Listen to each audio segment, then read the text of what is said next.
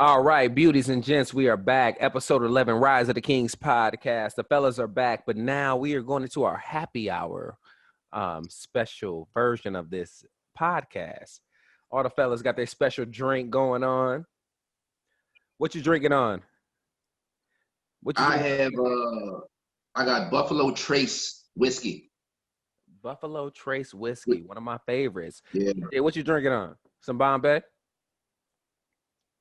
Nah, I didn't spend no money today. This is like a little toy wine that I got from Trader Joe's. It's like a little sparkling strawberry. It's quite tasty. He got the Trader Joe's wine. You know he extra. You fancy, dog. I had some Trader Joe's vodka at the house that was made locally. I had that stuff too. It's pretty smooth, actually. Nobody fuck with it because it came from Trader Joe's. Whiskey, that shit sat in my house for 2 years. I know I brought it to a game night with Bumblebee, and nobody really touched it. But I made the drinks with it, and they was like, "What is that? That's good." But they didn't make it with it. They only waited for me to make the drink, so it's all good. I've only had the Trader Joe's whiskey, but I'm not gonna get into that story. Anyways, let's talk. I bought some whiskey for me once. Yeah, just once. I want to tell the story, but we got to tell it off camera. We got to do it off camera. I know. I was like, ooh, that one sounds like it could be. No, I got a wife, man. I got to be respectful, man. I got to be respectful. You can press pause real quick if you just get it out. off camera. After the session. Look, I'm gonna pause. After the session, I'm gonna tell you. After the session, I'm gonna tell you. So cool. Now we getting into the more informal parts of what we talk about. So part of the reason why I met my boy Wes, he joined the group, and then he started to talk about the things that he was involved in his life, which is this kink life. Wes, will you usher us into your experience with this kink life? All right, so I have been on this kink journey of mine for 2 years now. This year was the year that I finally got around 2 separate groups. I joined 2 separate groups of folks who look like us, who talk like us, who are us. When you think kink, one of the first things that come to people's mind is that 50 Shades of Grey shit. If you talk to anybody that is in the kink community, black, white, Asian, red, purple, blue, every single person will tell you 50 Shades of Grey, the movie, bullshit. Every one of them. I'm gonna tell you one huge reason why it was bullshit. Well, 2. So in one scene in the movie, the main guy and the main girl are sitting at this table and they are negotiating a contract, which actually does happen. However, my man's never honored the fucking contract that he created. Tone, that'd be like if you made an agreement with TJ to go pick up the daughter from daycare. Y'all sat at the table, you said, TJ, I need you to get my daughter every day at 3 o'clock from daycare. On day 1, you called TJ at 3:10, hey, where you at? He like, what you mean? You supposed to get my daughter. What daughter? 50 Shades of Grey. Right? The nigga just did not honor the shit that he said. The other thing that was bullshit about that movie was old boy did not respect any boundaries at all. He showed up at old girl job. He bought a bunch of shit that niggas should not have been buying. Acting, oh, what do you have on? What's all of this? Low key, oh, this is for you. And then it's yeah. So it's a thing. But whatever you think about when you think kink as it relates to the lighter complexion, other race, there are black people of color who are into that exact same shit.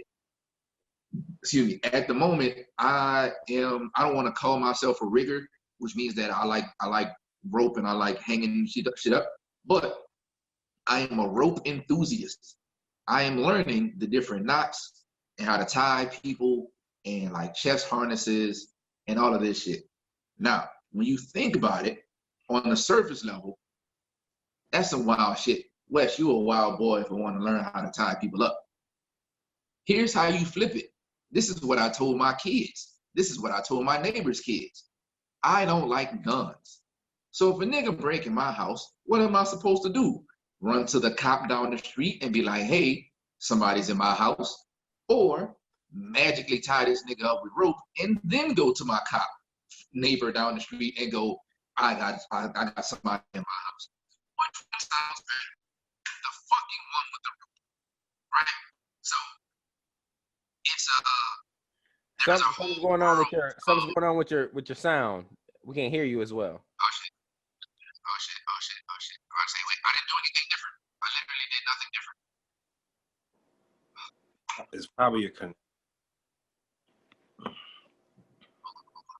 did nothing different. Let me see. Hold on. And I don't have that many apps open on the phone. Let's see if this will make a difference. Pop this external battery in. I got it already. Let's see what's happening. All right. Microphone check. 1, 2. Mic checker. Is that any better? Try muting and unmuting yourself and see if it helps.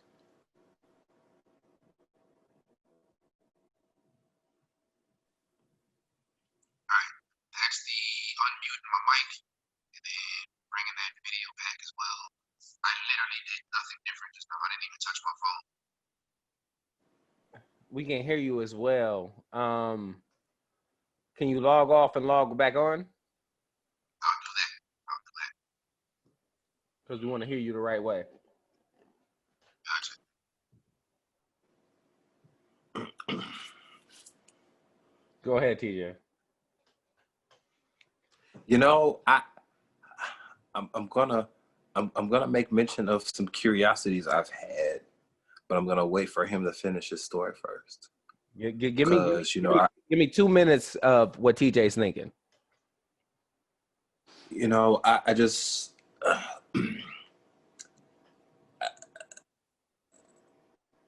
sexuality is so untapped because it's such a taboo thing, and because folk aren't given the liberty to explore certain things,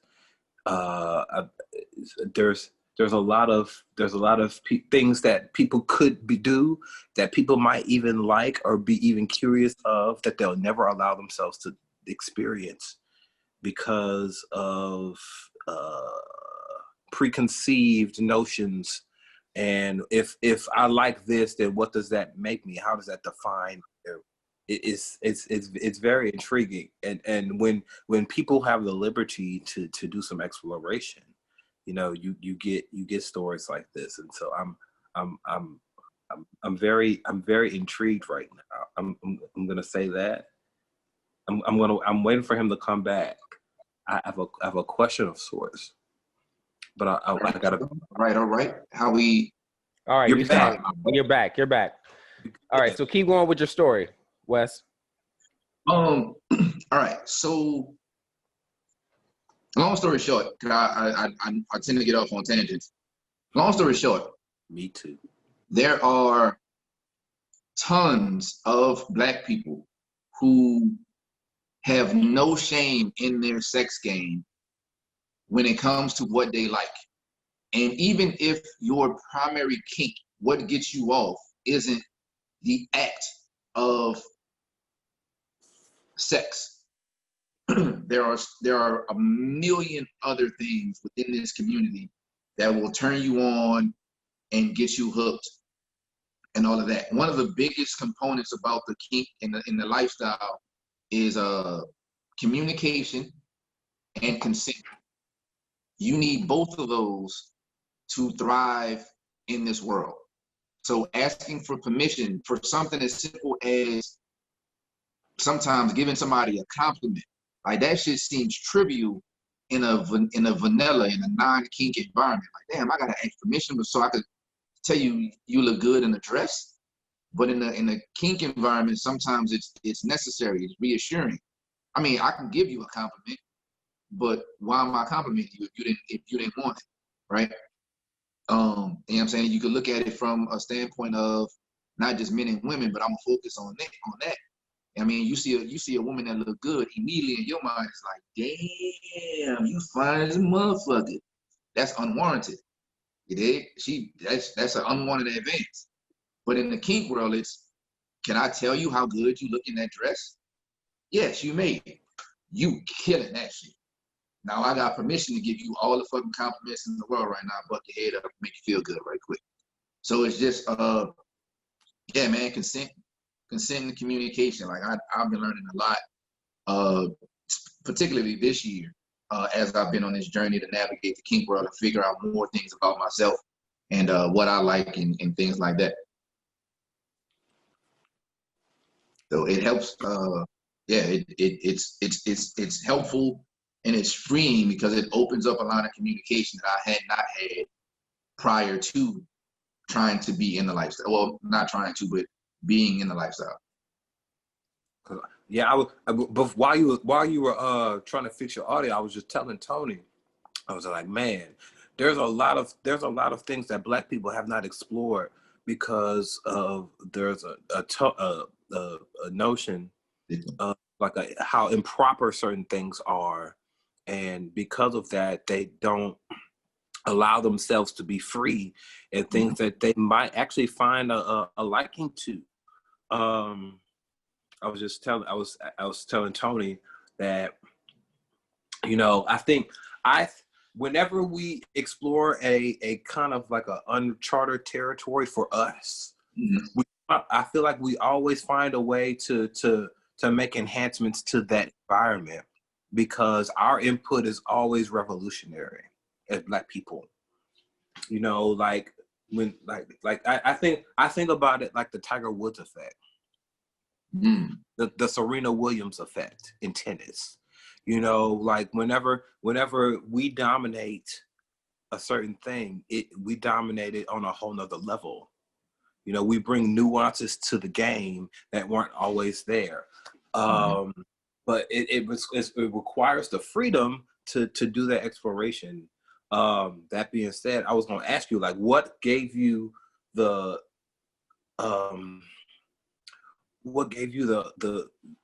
how did you get to the place where you felt free enough to start digging into this? Because, you know, I'm sure niggas are cruel because what they don't understand, they will call it out, and they will call it.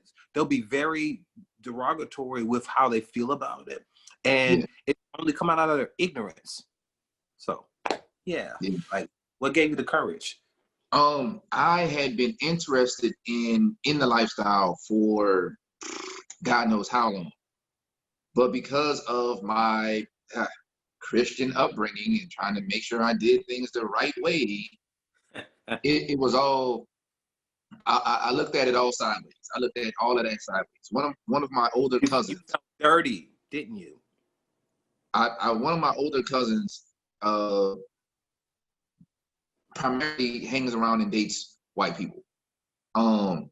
His current girlfriend, who he's been with for years, is white, and he kind of been telling me for years, fam, cuz you need to try this poly thing, because being monogamous apparently ain't working for you. You've been single for a while. You need to try this monogamous thing. Whenever like hit me up and be like, hey, we going to hang out, come hang out. But it was just, you need to try being poly. Whatever. This coming from you. And by poly you mean like polyamorous, right? Polyamorous, yeah. So there's polyamory, and then there's there's polyamory and there's polygamy. Yeah. One focuses on marriage. The other one focuses on having multiple partners. And it's all a part of the larger scale, the larger term, which is called ENM. So ethical non-monogamy. And basically what that means is you still have all of the, I guess, terms and rights and agreements that you would in a monogamous relationship. You know, being honest with your partner, keeping all of that, keeping that dialogue, yada, yada. So you keep all of that open. The exception is that you are just, you or your partner are just non-monogamous partners. But it's ethical in the sense that you're not cheating. I'm telling you that I have a date lined up with this other girl. Can I go? Or are you giving me permission to go? Yes. Okay. This date may lead to sex. Are you okay with that? Yes or no? If no, all right, then I'm gonna respect your boundary, and that's gonna be that. But you know that I'm going on a date. It's not a situation of, yeah, boo, my wife go to work at 8 o'clock, you know what I'm saying? So she work overnight, I'm gonna come meet you at 10, you know, we gonna make it do what it do. All right, but she coming by. You know what I'm saying? It ain't none of that. It's out in the open, which makes it ethical. There are different types of relationships that fall under that non-monogamous umbrella. And I just want to call out the bop. And, The bop. The bop. This is what we do. Bop. Yeah. Woo, my girl gonna be gone. Yeah. Why do we always end it with the bop, though? Why do we always end it with the bop? All right, bop. We have rhythm with everything, man. It's just kind of how we are. Yeah. So it's just like, you know what I mean? It took me a while before I got into it, right? I was introduced to it through I'm not gonna say his name, but he's a really good friend of mine. I've been knowing him. He's a poet in the city. I've been knowing him for years. And then for whatever reason, the universe started pushing us together. Cause I had never been around him. I've seen him at different shows and stuff like that. But for whatever reason, these last couple of years, the universe really was pushing me closer to him. And it got to a point that where I was finally at his house and shit, we friends now. And it started from joining his face. It started from joining a group on Facebook. From there, I went to what's called the play party, which is basically an event set up where people can or cannot have sex. There's all types of adult activities happening. From there, I met this black guy who was a part of a national kink group, and then I joined a kink group. And then he kind of started his own thing, so I joined his group as well. So just this year, I've joined 2 different people of color or black kink groups that have helped me learn more about myself as well as accept myself for not only